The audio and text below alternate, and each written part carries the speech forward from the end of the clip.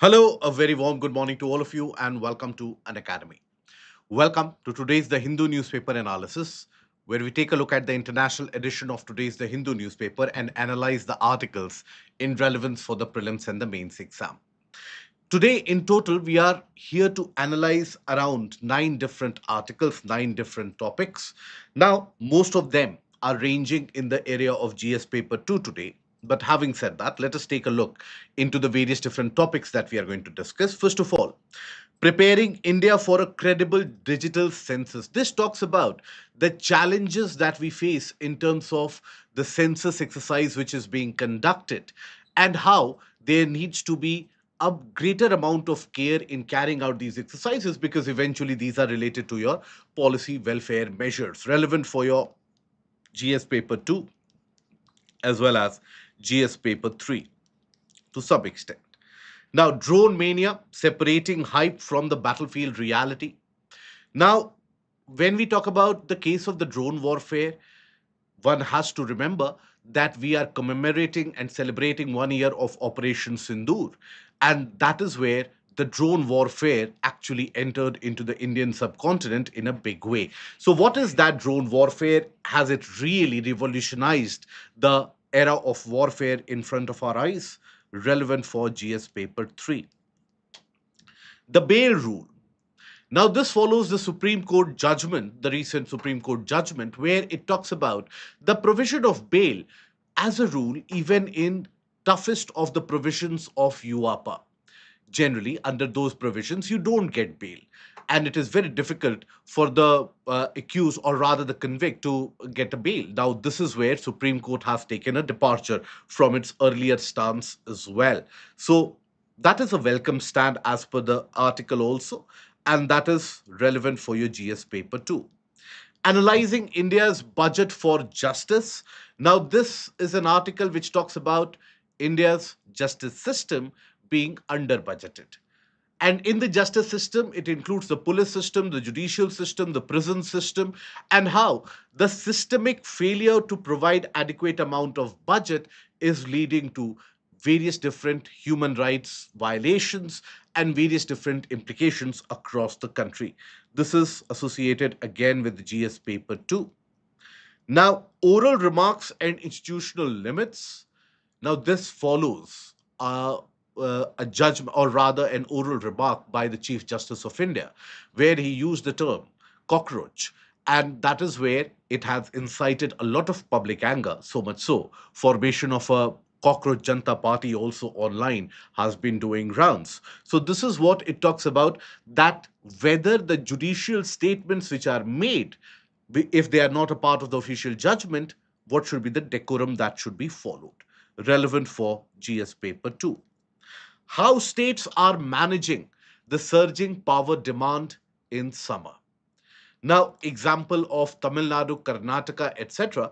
But here we are going to continue the discussion that we have been having about the importance of reinvigorating and revitalizing your entire power sector, relevant for your GS paper 3. Okay. Now, core sector growth has indicated a tepid rise as compared to March and brought down by the crude oil and the natural gas sectors, but other sectors have improved. International Booker has been awarded. Now, for what reason is an International Booker Prize awarded? Defense exercise Pragati 2026 is being held in India. So, these are the articles that we are going to discuss in detail.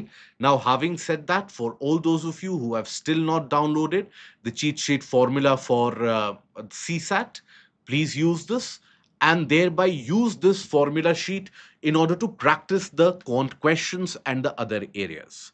Okay, so that overall your efficiency increases.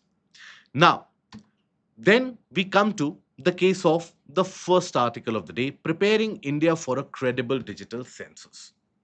Now, census exercise is being held after a very long period of time. Now, after 2011 for that matter. Now, this census exercise is very important for national outcome and also for the state outcomes. How? Because depending upon the population size, depending upon the demography, and when we say demography, we mean the qualitative aspect of the population, that is, the age, sex, literacy rate, occupation, all of that. Now, depending upon the demography, depending upon the caste distribution, that is where the welfare schemes of the government for the next decade or so will be programmed, replanned, and funds would be allocated. That is why it is very, very important for this census exercise to be carried out in a perfect manner. To add on to that, there is also the pending delimitation exercise, which will be carried out eventually based upon this census. Right? So, that is where the census has got a lot of responsibility or a lot of weight that it is carrying. Now, when we talk about this census, now here it is the first census in many ways. First of all, the first census regarding the after independence, which will capture the caste data. That is the first census. Secondly, it is the first census which will be carried out completely on a digital medium. Now, what that means is that there can be uh, gaps, lacunae, because the people who are capturing that data, they are simple government servants and the government teachers, etc. Now, they might not be digitally literate. As a consequence of that, they might face difficulty in terms of compiling that data, right? Many times, for example, in the region or in the state of Karnataka, you had the caste census which was done. Now, some of it was done digitally also. Now, what was the experience in that case was that in many of the teachers who were carrying that exercise, and listen to this carefully because this represents a very real problem of our country that all of you would be able to associate with very easily. Now, when they were carrying out this exercise, census exercise, many of them were not well versed or very proficient with the kind of digital platform. So, what they would do, they would start using the paper, they would take the paper home and ask some of their students, etc., to compile that data digitally. Now, that led to many omissions in many of the regions, and that also eventually led to or it can lead to the leak of confidential information. After all, census data is a very confidential information, right? You don't want that to be leaked to the larger world. Now, there are issues with regards to self enumeration also. There is the option of self enumeration which is there. But the issue with regards to that is that when you carry out self enumeration, the forms are so substantial, so large, right? Oftentimes, in order to capture the accurate detail, the questionnaires are so lengthy that there is a kind of a fatigue factor. For example, let's suppose I'm trying to fill a form. Now, if that form will ask me the nature of the job and there are 200 different options in the types of jobs, I will basically simply write NA maybe, not applicable, or self service, right? Or let's suppose I can do it for myself, but what about my the other members of my family? There will be that fatigue factor. So that is where even in the self enumeration exercise, there are limitations in terms of the data being captured. So that is what the article argues, that in this particular census exercise, it is very important that we carry the process out carefully, we ensure redundancies are met, and we also ensure that the people on the ground, they are trained, right? So field testing is done. Okay, so that is the case of this entire or the context of this entire article. Now let us take a look at it in a point wise manner so that you can frame it for the answers also. So the context of it, India's 2027 census marks a major shift in data collection because it would be done through smartphones and tablets. Digitization, while it can improve accuracy, speed, consistency, etc., but then it has got its own challenges. Now, one other factor which has been talked about in the article is the ways in which the census exercise can be carried out. Now, principally, there are two different logics or two different principles of carrying out the census exercise. One is the what is known as de jure, another is de facto. What are these two? So, de facto is when you count the number of people at the time where they are physically present. So, let's suppose I am an individual who is counting the population, who is carrying out the census exercise. I found that today you are living in Bangalore. Even if you are there for 5 days, I find you in a particular region and I count you in.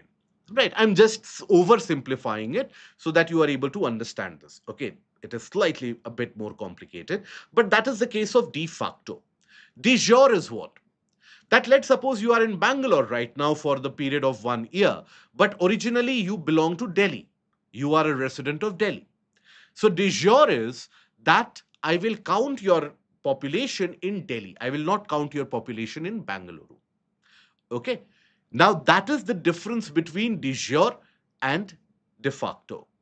In India, basically, what we have is the de facto census counting. Okay. So it is a kind of an extended de facto system where the residents who are living there usually, as well as the temporary visitors, are also counted. Now, this does involve the process of double counting also. In many of the cases, there is double counting which happens, which is done. So that is the difference, de facto and de jure. De jure, again, based upon your original place of residence. De facto, where you are present at the time of the enumeration exercise. This is the basic difference. Now, caste enumeration is being carried out. Now, previously, caste enumeration has been carried out in the state of Bihar and in the state of Karnataka. Now, it is a very sensitive exercise, enumeration exercise, right? Owing to the kind of affirmative action provisions provided by the state. That is where people are very sensitive about the caste enumeration data. And the previous exercise in Bihar and Karnataka have indicated to us that even after enumeration, people find it problematic and naturally. So when their names they are misplaced and their names are excluded from a certain caste list. Right. So for this particular purpose, one needs to be extra careful. Right. So here communities may dispute or reject recorded figures. That has been the past experience. And accurate caste data has multiple provisions for the affirmative action, which the state influences. Affirmative action. Okay. Now, that is why the article actually argues that pre testing is essential so that the enumerators understand the different types of the kind of responses which can be generated, as well as the people who are giving their response. They understand the wider definitions and the sub definitions of the castes. Many of the times in our country, particularly with the modern generation, we are not very particularly aware about the caste background, etc. In some cases the lines are blurred. So that is where even the respondents they need to be made more aware about that. Now that is what the article is arguing, so that the benefits, the population for whom the benefits are targeted, that benefit should reach. It is not only, by the way, for the modern generation. I'm just giving you an example here because when you consider the marginalized community, the kind of where you have low educational and awareness penetration, in those areas also oftentimes the responses which are generated are not very accurate.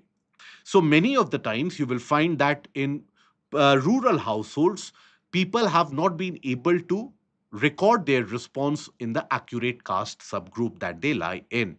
As a consequence of that, they are denied of multiple different facilities. Okay, so that is the case where you have all challenges that are being faced. First of all, there is a need for a better migration data. We don't.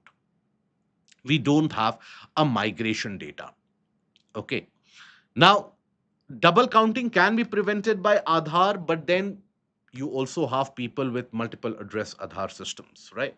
So, and then it will double count. If you prevent it by Aadhaar system, you are basically what you're doing is you are putting the uh, burden of responsibility onto the citizens rather than the case of um, the enumerators.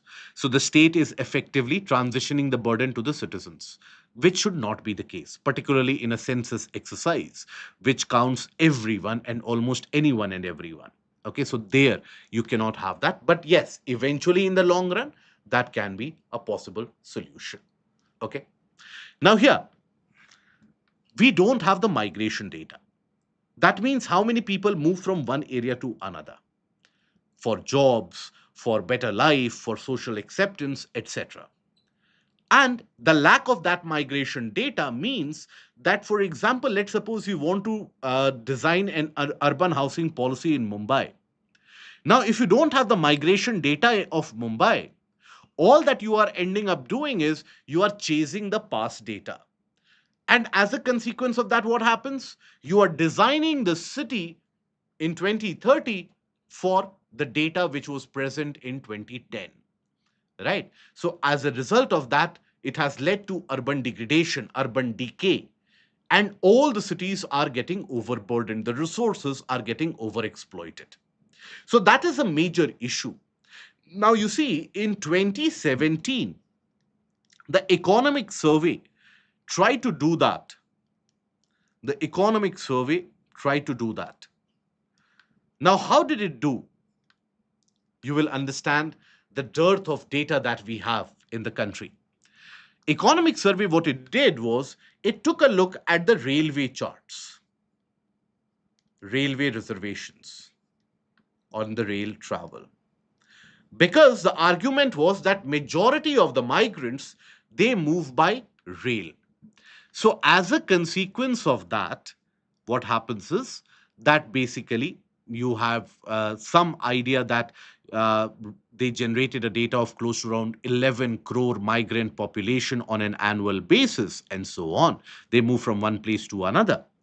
But it is very inefficient and inaccurate. So you need better migration data for what? For urban planning, for transportation planning, for resource allocation. For all this you do need better migration data. Then technological and digital challenges we have talked about, that is the digital divide that we are dealing with, not only in terms of enumerators but also respondents. Digital divide, enumerators and respondents.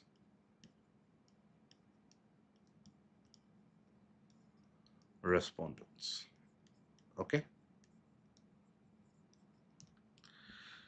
Concerns about confidentiality. Now, this is a major concern for the population as well, and it is a rightful concern. Your data should be private. Okay. This is something that you expect out of the government. If private sector doesn't keep your data private, you can take them to court. But this is something that you expect out of the state.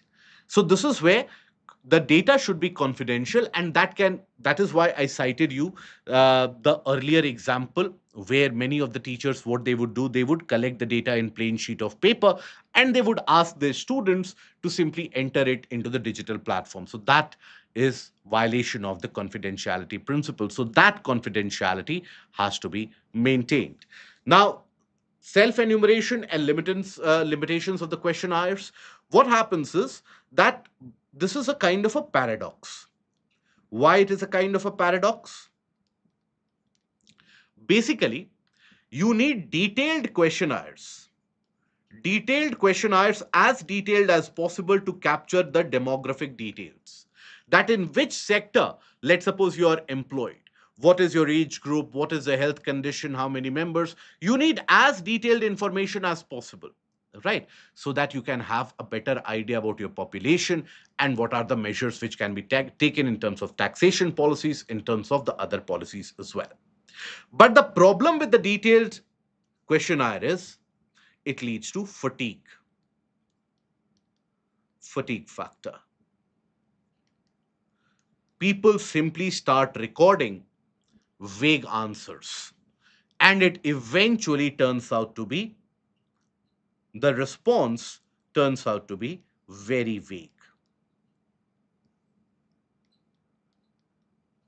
So that is the paradox that you face with the kind of uh, unlimited questionnaires. For example, the article has cited that when you go to the detailed enumeration or the self enumeration and the list of questionnaires, in the type of work, you have two-page addendum defining the type of works and what you can define.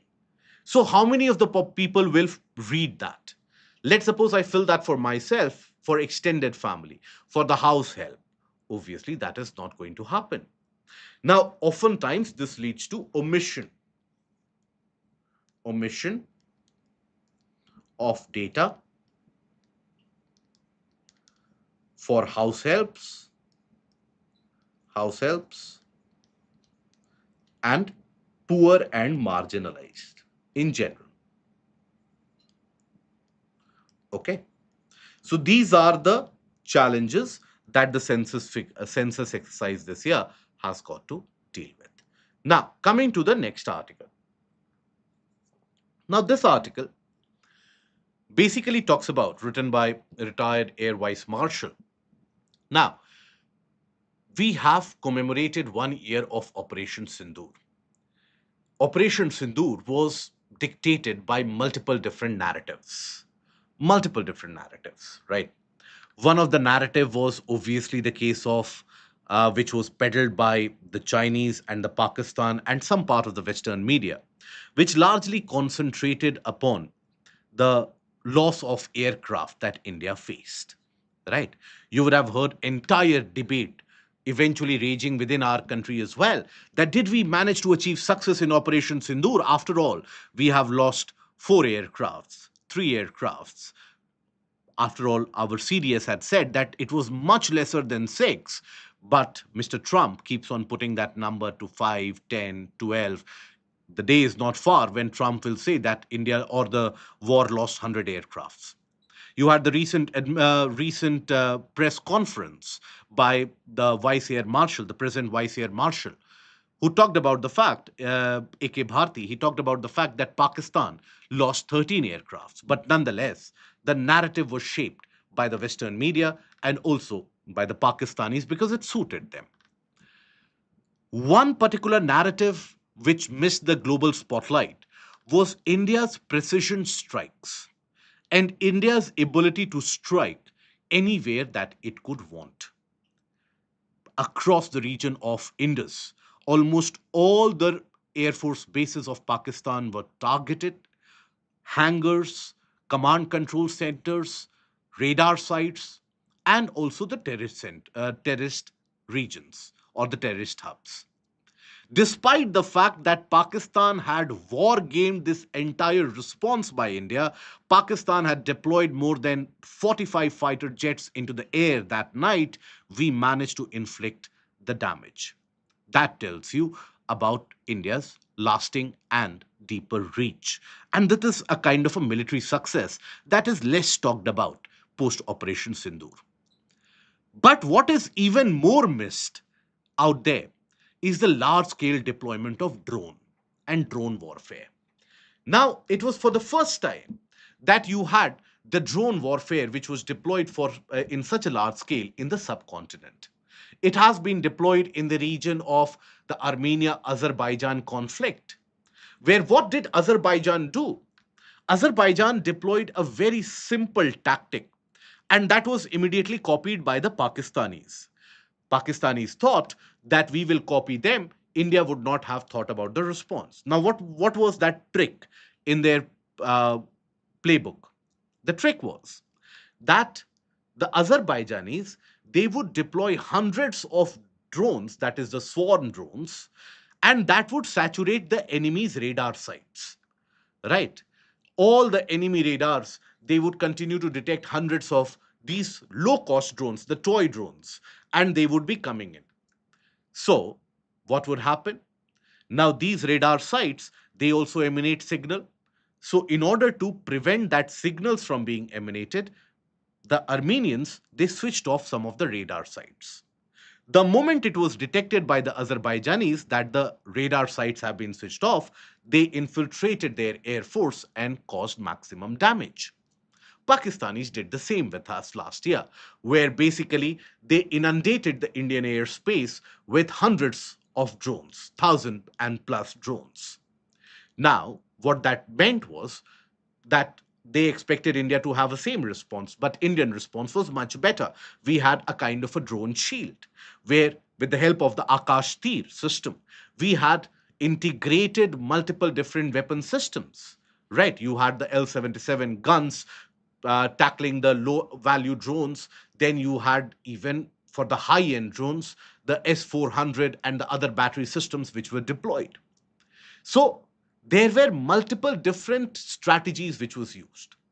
One of the most important strategies that was used was basically, you would have seen those videos that Indian armed forces generated, where you had the videos of bombs striking the terrorist hubs and the terrorist training centers.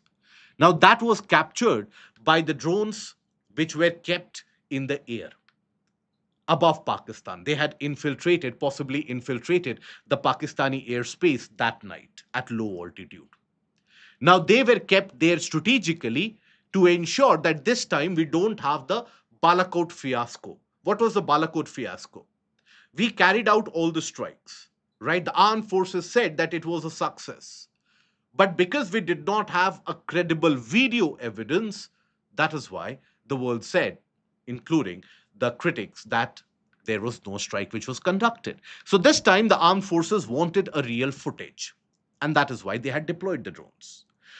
There were drones which were kamikaze drones, which would directly attack the radar sites, the HQ-9 systems that Pakistan had deployed.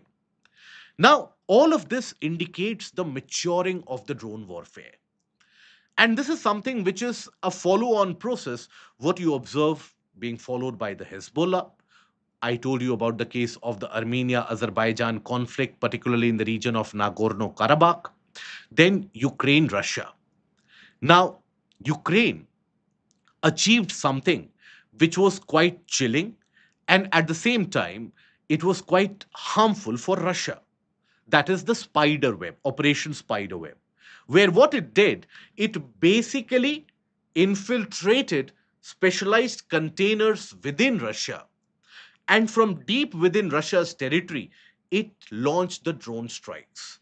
While Russia was looking at its borders for the incoming drones, these drones were coming up from the deep within Russia.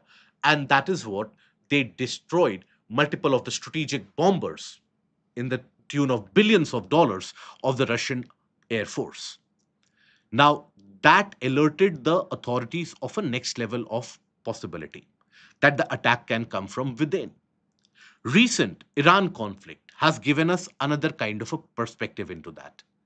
It has come to light that Israel has been operating secret covert military bases in Iraq, which the Iraqis were not aware of, which the Iranians were not aware of, and they are now launching strikes from these covert bases.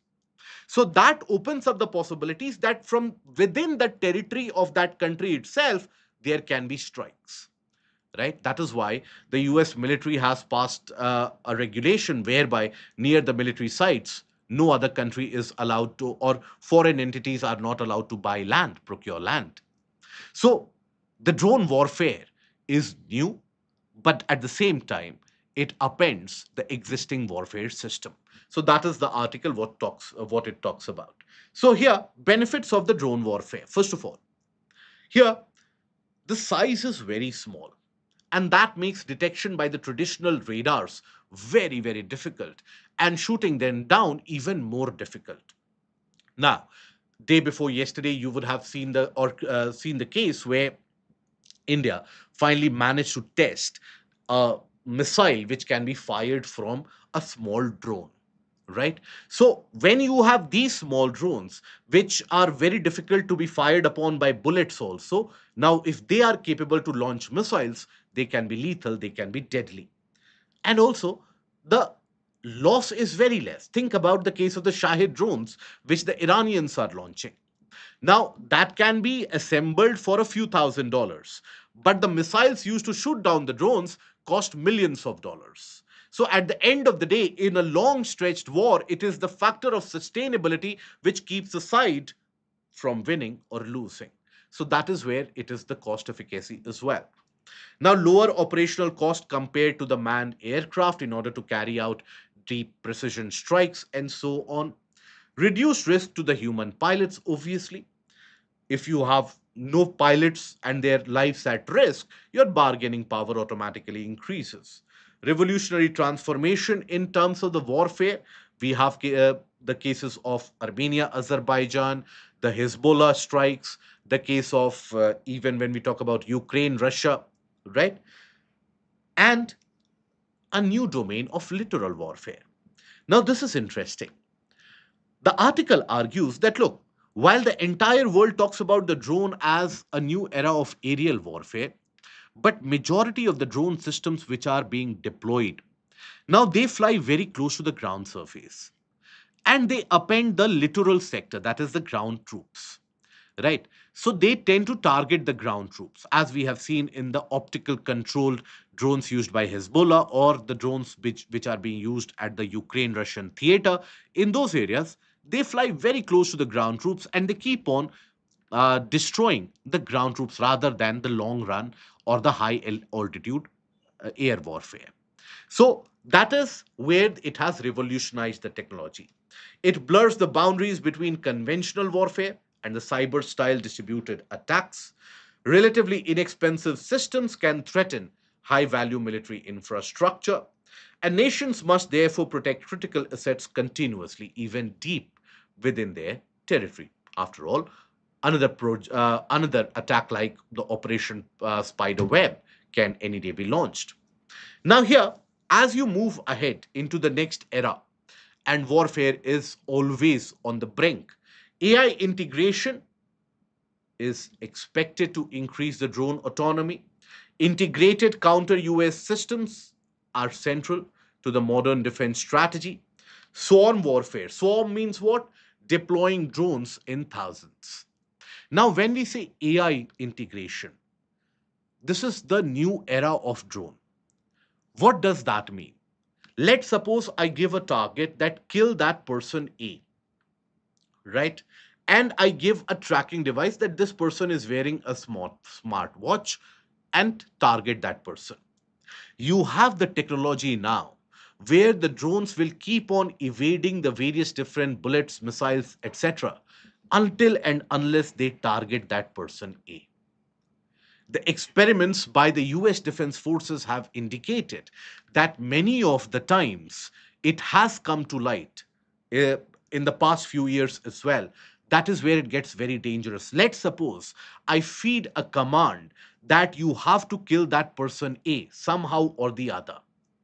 Now, while the drone has taken off, it is completely run by AI, right? Now, in the midway, if I give the abort command, I am the controller.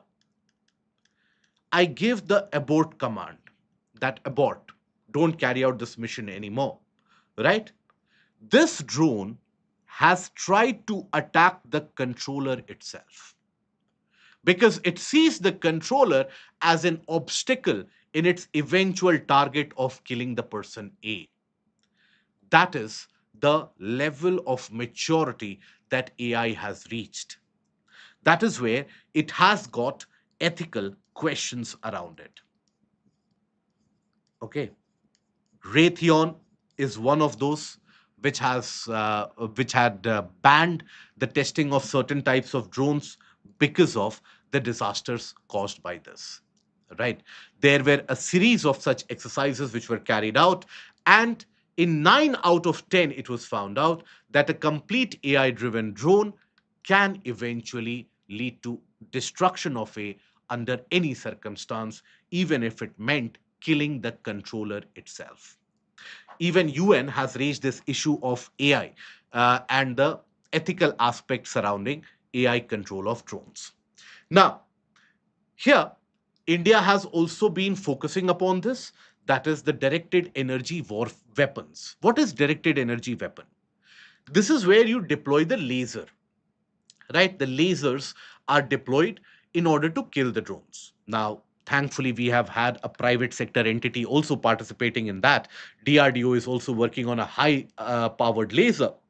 Now, this is seen as cost effective, the cheapest version. But here, one of the major issues is that you need to deploy it in large numbers, because at one point of time the laser will be involved in a single drone for a few seconds. Only after that it will switch on to the next target. So that is why you need to have multiple such systems deployed. So initial investment is high, but eventually it is the cost effective method. Now, globally, various different countries in the world are experimenting with the modern methods of drone warfare. Europe is trying to develop an integrated drone wall where it is trying to test the drone detection systems at the ground, sub aerial, and high altitude levels, so that it is a mesh of drone detection. Then, when we talk about US is trying to build a golden dome whereby what is sought is very ambitious, where you will have the space based assets having some of the missiles and some of the shooting capabilities, and they would be targeting the drones which are incoming. Right. After all, US has got the security of the oceans. So it is very easy for the US to deploy or think about these kind of solutions. It is very futuristic nonetheless. But here the estimated cost is expected to be $1.2 trillion. Huge. Right. India is developing its own Sudarshan Chakra, which seeks to have a complete protection in the entirety of the Indian landscape, but this is going to enter services by around 2035. That is a kind of an extension, indigenization, and development of the already deployed S-400 systems in our country, right? Pakistan is also working upon that. And what is Pakistan working upon? Its defense system, that is China, right? So whatever China develops, that is what Pakistan will rely upon. Other countries are developing their own, right? So that is what you have to cite in the case of the global examples. What is India doing? What is US doing? And what is Europe doing? But nonetheless, this entire drone warfare system has been upended. Okay? Now, modern warfare is changing due to unmanned aerial systems. So here, elaborate 10 marker question. In this particular case, how do you write the answer? So, intro, you have to give a background into this. No data. This is not a data based question. So, how do you write the intro for this? So, you talk about the case that warfare has been changing since time immemorial.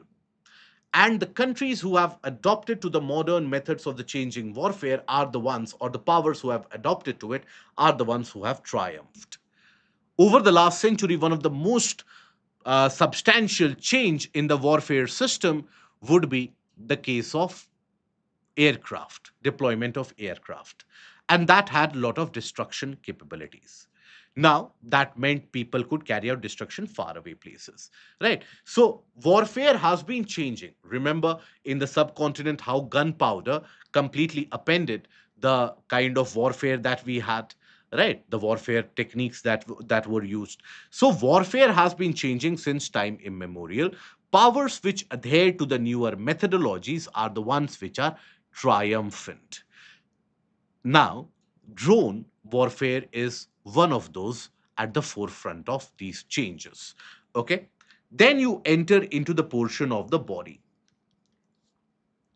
Now, when you write the body of the answer, now in this, you talk about the benefits of the drone warfare. And here, important to cite certain examples. Not exactly that this drone was launched by Ukraine and then that drone entered into this region and then there was a soldier which was running away. No, don't go into that granular detail.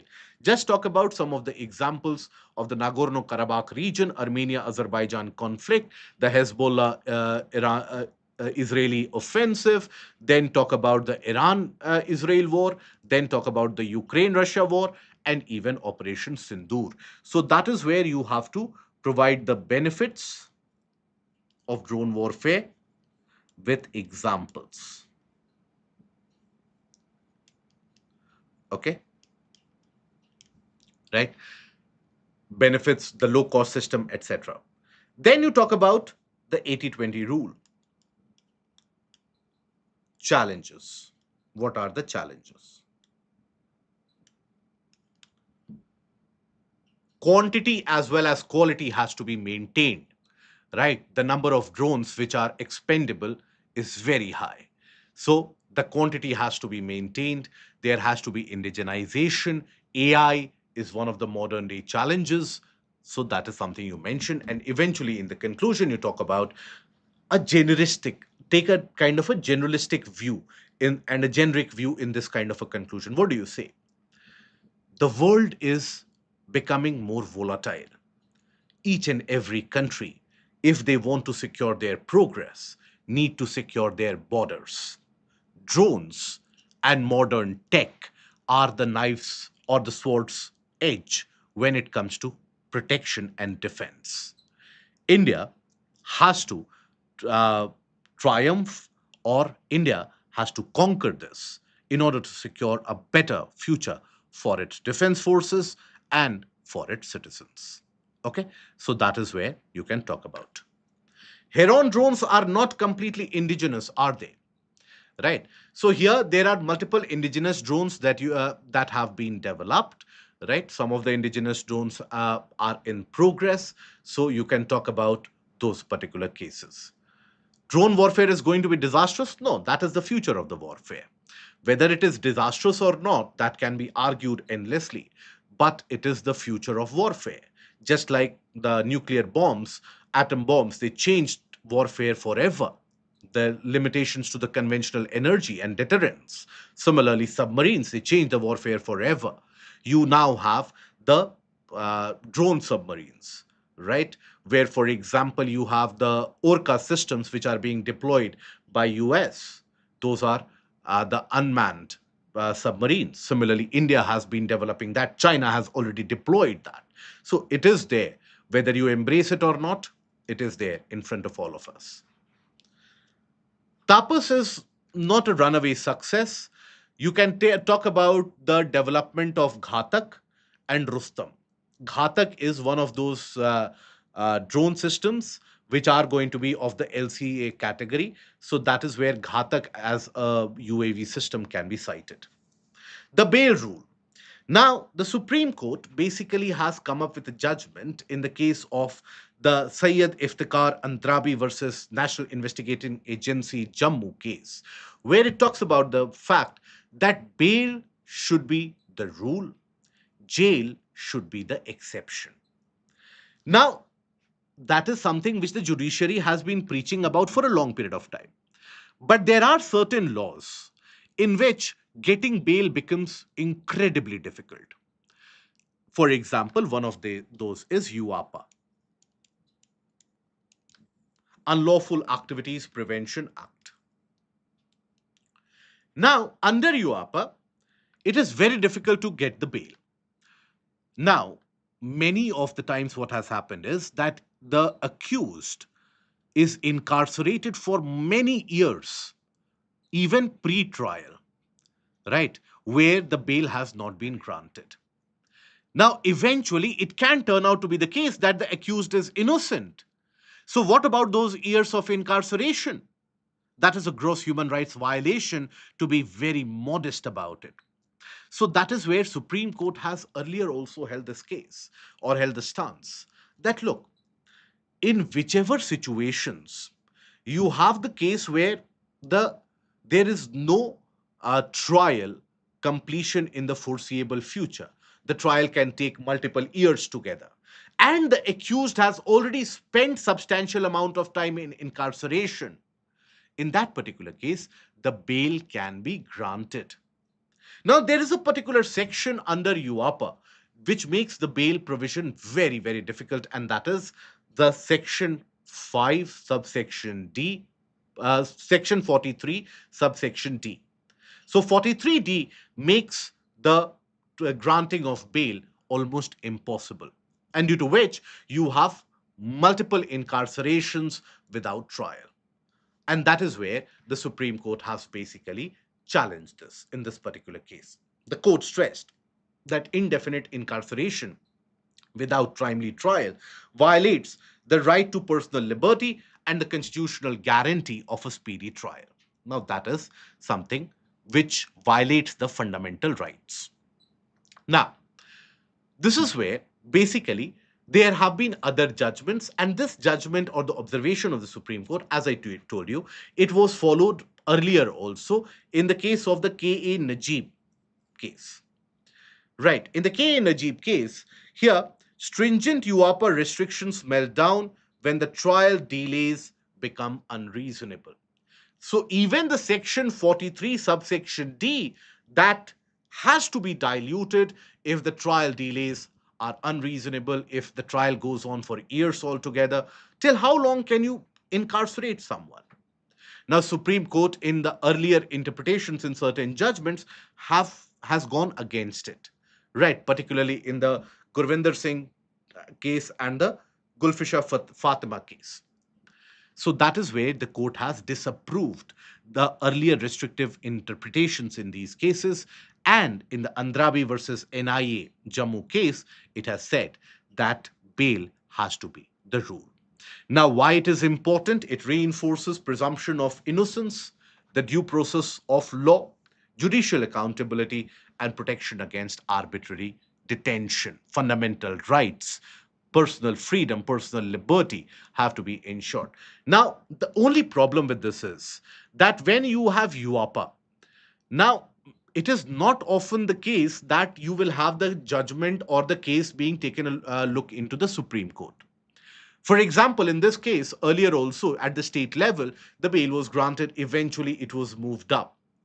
So, for people who don't have the capability to ring the bells of the Supreme Court, in that cases, prolonged incarcerations follow. That is where this Supreme Court ruling should be taken a detailed look and a serious look at the state level and at the district level as well, so that speedy trial, justice, and if not speedy trial, at least bail is granted and personal liberty is ensured. That will repose the faith in the justice system of the country. Okay? Now, another topic associated with the justice system, analyzing India's budget for justice. Now, this article talks about the case that overall, when we talk about the budgetary allocation by the states, and we are talking about the prosperous states of the country, the budgetary allocation, particularly for the justice system, and justice system includes the policing system, judicial system, the prison system, the legal aid, everything provided, that is low. Even if you consider the entire justice system, so here, if you consider the justice system, it is multifarious, multidimensional, isn't it? You have the case of the police, you have the case of judiciary, and judiciary, mind you, all the branches of judiciary. Then you have the case of the prisons and corrections, legal aid, oftentimes linked with prisons, etc. Now, in this, overwhelming budget is accumulated by the police, which is fair enough. After all, policing requirements are important to maintain law and order. But the problem in that is that within this maximum budget by majority of the states is in the case of the revenue expenditure. That is in the case of salary, right? Remunerations, wages, etc. Money is spent very scarcely in the case of training, buying of newer vehicles for the police forces, etc. So that is where you have the judicial system in itself, which is very lopsided. The entire justice system is lopsided. When we talk about, let's suppose, the case of the judiciary, now there, the district courts handle almost 7 times the number of cases as compared to high courts. But the budgetary allocation is only around 3 times higher. Right? Now, each and every case of the district court, in that you have the judges, the requirement of the clerical staff, etc., which is understaffed. And when you have understaffed district courts, means what? The cases start getting pending there itself, right? The efficiency rate reduces. In prisons, the budgetary allocation is less. Majority of the prisons have an occupancy more than 100%. In the states which are the developed states, the 11 of the developed states, the occupancy rate is 137%, overpopulated. Now, measures for legal aid, etc., are not provided. You don't have the budget for that. As a consequence, again, human rights violation. Now, who will raise voice against the rights violation? It is a Human Rights Commission. Now, the article also argues that when we talk about the Human Rights Commission, for example, the State Human Rights Commission, there are more than 30% vacancies in that. Right. So, human rights has the human factor which is missing. So, obviously, the rights factor will obviously be ignored. So that is the case of the entire article. Okay, let's put that in a point-wise manner. So India's public spending priorities reveal inadequate commitment to strengthening the justice system. And this is based upon the analysis of the various different states, the 11 different states. Overall spending, justice expenditure constituted only about 4.6% of the state's budget on an average, only around 4.6%. And justice system budget includes police, prisons, judiciary, and legal aid institutions. Okay. Now, across the 11 major states, cumulative justice spending in 24-25 was around 2 lakh crores, including the states like Gujarat, Maharashtra, Karnataka, and so on. Now, the police centric allocation dominates the justice system. Over 80% of the justice related allocations go into the policing requirements. So the system is focused primarily upon enforcement, surveillance, and law and order maintenance rather than adjudication and rehabilitation. And underfunding of judiciary, something we have talked about. Judicial budgets account for less than 1% of the total state budgets, despite the rising case burdens, pendency of cases. District courts handle about 7 times more cases than high courts, but receive only 3 times the budget. Now, as presently, and this is a data I want you to retain for your mains answer writing. India has got only around 15 judges per 10 lakh population. Now, Law Commission recommendation way back in 1987, the Law Commission had recommended that minimum there should be 50 judges per 10 lakh population, way back in 1987. Okay, almost 40 years ago. Till now, we are languishing at around 15 lakh or 15 judges per 10 lakh. What does that mean? Pendency of cases will be high. Justice delayed is justice denied. Okay. Now, this is an important data. Doctor to patient ratio, judges to population ratio. These are some of the data that you have to retain. Now, underfunding of prisons. Now, Indian prisons, they face overcrowding, staff shortages, inadequate rehabilitation, and legal measures. And there also, even despite the low funding, funding for prison training, etc., is further stymied. For example, only 23 paise out of every 100 rupee is spent on prisons goes towards staff training. That leads to mismanagement, right? And the case of maladministration, weak legal aid mechanisms, which is further aided by the understaffing of the SHRC, State Human Rights Commissions. Okay? Discuss the implication of skewed funding of the justice system in the country. Now, here you can start the intro via data and the data that we talk about. You can bring about 2 types of data. One type of data that you can talk about is the judicial pendency of cases in the district level, high court level, and the Supreme Court level. That is one type of data with which you can start the answer. The second type of data that you can bring forward is the judges to population ratio, which tells you about the serious understaffing. After that, you talk about in the body. So here, what you have done by that kind of introduction, you have highlighted the problem which is indicated by the question. So the evaluator now knows that this candidate is aware about the problem in the context of the question, and whatever the answer he or she would have written would largely be centered around the solution, right? Then in the body portion, so skewed funding of the justice system, talk about the pendency of the cases, talk about the cases where, for example, eventually when you have these delayed incarcerations who are targeted, you have the vulnerable community, you have the marginalized community, population from the uh, poor economic background. They are unable to get the legal aid. They are the ones who are targeted. They are the ones who suffer prolonged incarceration. As a consequence of this, you have the mistrust in the judicial system, which can oftentimes, what we discussed day before yesterday, lead to mob violence and so on. So there can be multiple implications that you can talk about. Okay, the poor, vulnerable, marginalized community is what you have to focus upon. After that, here the case of why there is underfunding, most of that is skewed in the case of the revenue expenditure side of it, right? Eventually you provide the solutions in the case of the staffing, and you go to the conclusion where you talk about that this needs to be corrected if the societal balance in terms of the justice seekers and the justice providers need to be maintained.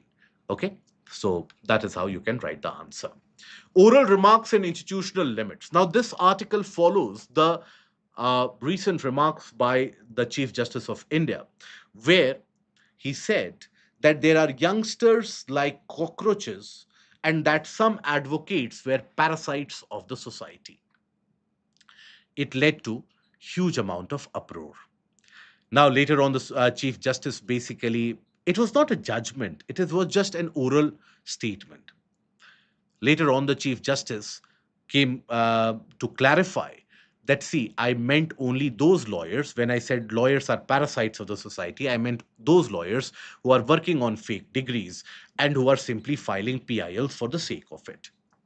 But it has unraveled a larger debate that the statements which are made off the cuff by the uh, judges, now that should be measured.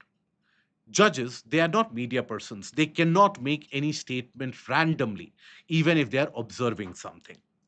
It has been implicated in the article in multiple other instances as well, where, for example, the judges, when they have made a statement, oftentimes that can be misconstrued by the defense, and that can later on lead to very different and difficult implications. For example, in 2021, in the Karur assembly seat, you had the uh, COVID, and at that point of time, COVID pandemic was on.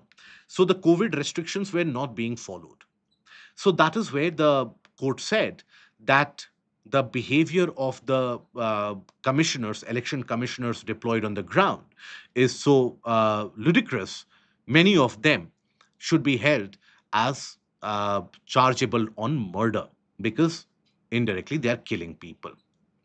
Now, think about it. This was a kind of a judgment which was made, or this was a kind of a statement which was made. So, statements which are made oftentimes have a larger implication. Now, this is where the article says that the judges have to maintain certain kind of decorum.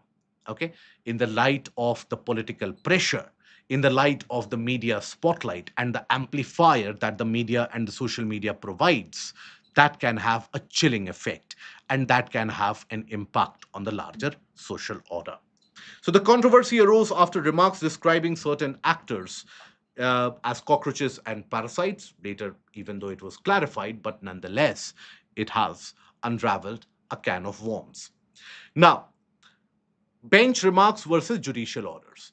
Now, In judicial orders, each and every word, each and every statement is carefully measured, weighted, crafted, and then framed just to ensure that basically here everything is to the tune. But in bench remarks, that is not followed, sadly. So there is constitutional distinction, right? So, oral observations are not legally binding. Written judgments reflect the official institutional position. So, public perception oftentimes treat both of them similarly. If today you will hear the news story that Chief Justice has said so, how will you distinguish it whether the Chief Justice has made it an official order or not? Right? So, here the Vijay Bhaskar principle has been talked about. That is the Chief Election Commissioner versus M.R. Vijay Bhaskar case of 2021. Supreme Court defended the strong bench questioning as a part of judicial reasoning and democratic accountability. The court recognized that judges may test arguments through sharp questioning. Right? It was one of the judges, D.Y. Chandrachud, basically also said that this has to be maintained. Right? So that is where you basically have the case of judicial test and the judicial statements. Then the Codazo standard. What is the, or rather the Cardozo standard? What is the Cardozo standard? Cardozo standard, laid back almost a century back, was Justice Benjamin Cardozo's principle that judges must act with restraint, tradition, method, and institutional responsibility. By the way, in this case, it was not Justice Chandrachud. He was involved in the other aspect of the contempt, not in this case. Okay. So here, basically, Cardozo principle is restraint, tradition, method, and institutional responsibility should be kept in mind by the judges when they make any statement. Judicial speech should reflect constitutional values rather than personal irritation, affection, bias, prejudice, anything. So any statement made by a judge has to weigh all of them. Okay. Now, we are living in the era of media amplification, and what happens is it has led to a chilling effect many of the times. For example, let's suppose you basically make a statement that you have the judges, or rather the lawyers who are filing PILs, let's suppose you term them as cockroaches. Right. Later on, you clarify that I am only talking about those with fake degrees. But what happens is, next time when someone wants to file a PIL, or in this particular case, a PIL against the government or the PIL against the judiciary also, now that person will face reservations and will feel the fear that if I go to the court, maybe I will be scolded like this. Now, that is very, very dangerous for the free society. So, that is what is the aspect of the chilling effect. Okay. Now, how states are managing surging power demand? So, India has just recorded the peak power demand of around close to around 250 gigawatts in April. So, the power demand is increasing day by day. Now, here, renewable energy is being used. For example, in the regions like Tamil Nadu, you have the usage of wind power during the monsoon months. Then, for example, in the regions of Punjab, you have the hydroelectric power which is being used. But majority of these renewable energy, they are fickle. They are basically not reliable for a long run. So peak demand touched an all-time high of 256 gigawatt in April 2026. Now, if you have a failure to meet peak demand, that is where you have power cuts, grid instability, and voltage fluctuations, which eventually leads to industrial decline in production. Even at the domestic household level, it leads to various different issues. And mind you, this comes in the time when the Indian Meteorological Department has been warning that nighttime temperatures in our country are going higher. And that is very dangerous. Why? Because night would be the time when the land, when the body, etc., would cool down. And that is where, if nighttime temperature is also going higher, the body doesn't have enough time or enough amount to cool down. So, here, the drivers of rising electricity demand. So, what are the drivers? Rapid household electrification has been happening, expanding use of air conditioners and other electrical appliances. Electric vehicle penetration is increasing day by day. Agricultural pumping needs. This is where you have the Saur Sujal Yojana, the Surya Ghar, all of these are there to meet some of them, but still, industrial growth, right? So all of this is leading to rising electricity demand. And how do the states manage? Mostly through long-term power purchase agreements and short-term electricity market purchases, right? 80 to 85 to 90% of the power demand is meant through long-term contracts. And most of the long-term contracts are fixed in the conventional sources of energy. Remaining demand is fulfilled through power exchanges during shortages or sudden demand spikes. Now, issues. One is the case of distribution infrastructure weakness. We have been talking about the attenuation and the transportation transmission losses, rather. So, many states face aging transformers, overloaded feeders, high technical losses, inadequate maintenance, and distribution networks.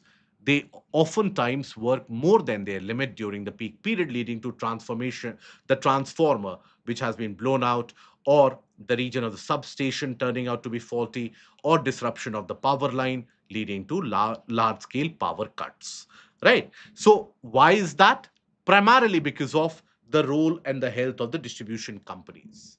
They struggle with accumulated losses, delayed subsidies, poor cost recovery because of the cross subsidization which has happened, and expensive short term purchases. Because when you, let's suppose, think about it in terms of the power, it is very simple analogy. Let's suppose I go out in the wholesale market to buy ration for the next 6 months. I will buy it at a cheaper price, right?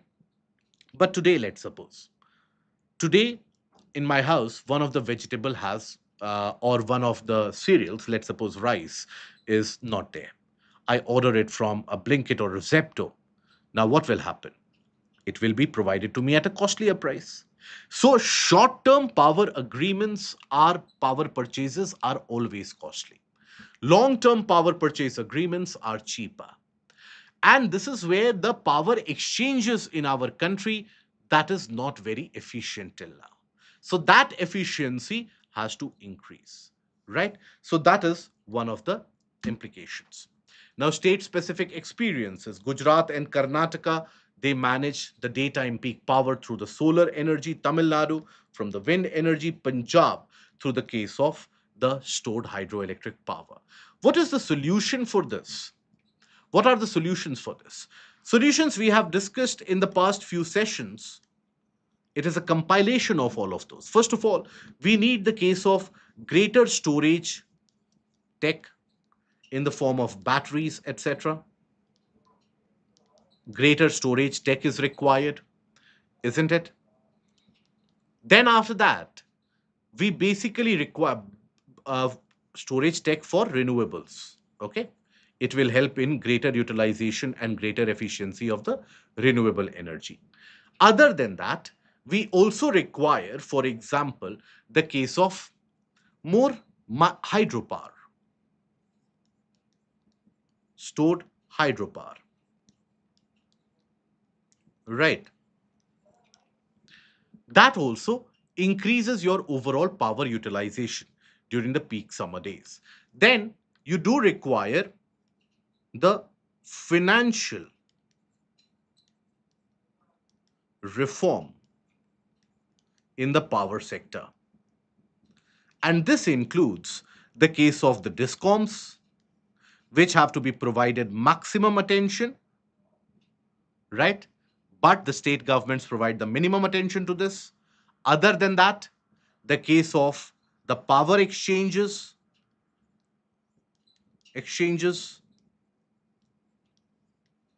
right? Then grid infra. Okay, this has to be arrived at. These are some of the plausible solutions which can be met. Okay, then other than that, energy efficient appliances, regulations. These have to be made mandatory. Okay. Then after that, you need to have the strengthened grid to lower the losses, attenuation, and transmission losses.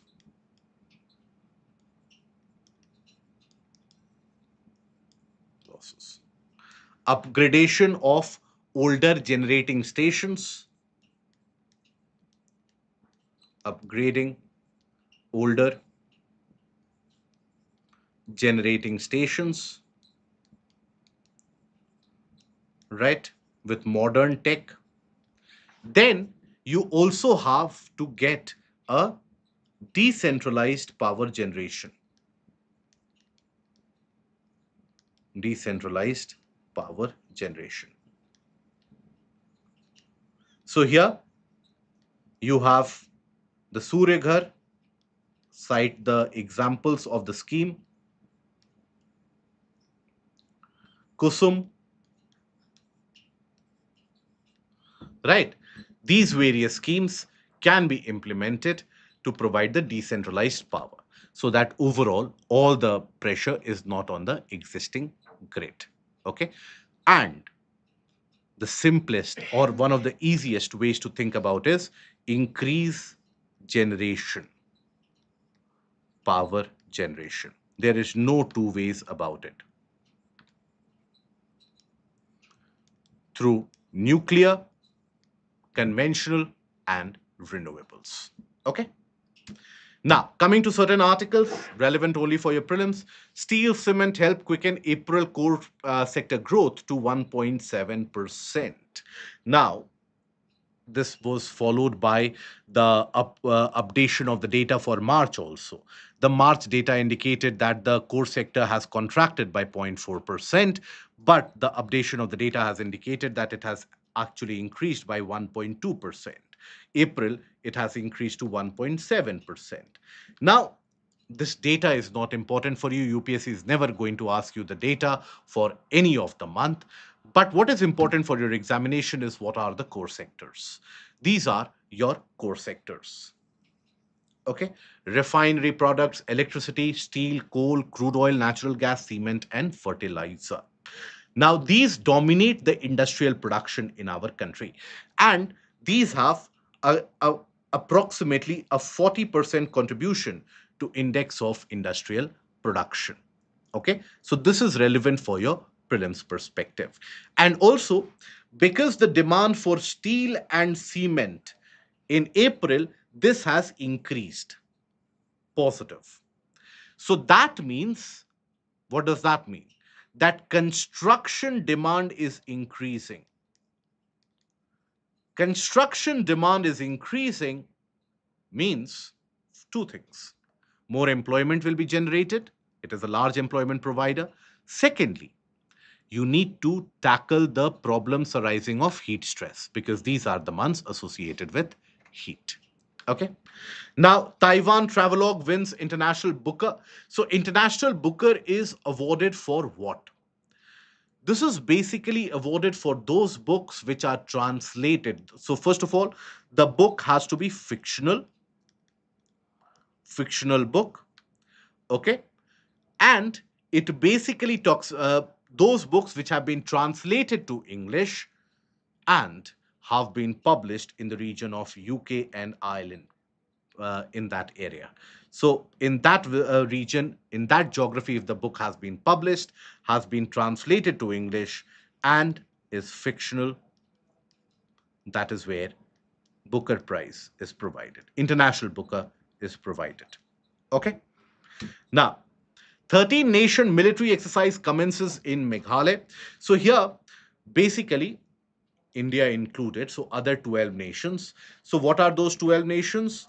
The entire region of Southeast Asia, if you can think about. So, from the region of Bhutan,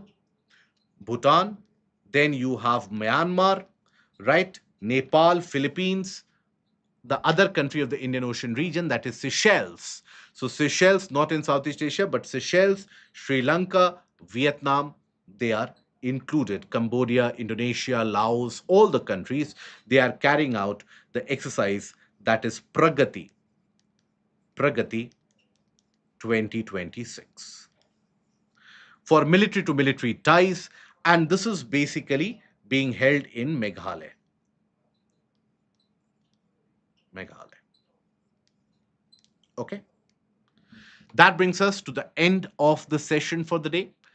I hope the session has added value. The session was a bit longer, but please understand, in order to have a detailed coverage of the topics and to provide the justice to all the topics that we have to discuss, that is the length which is required.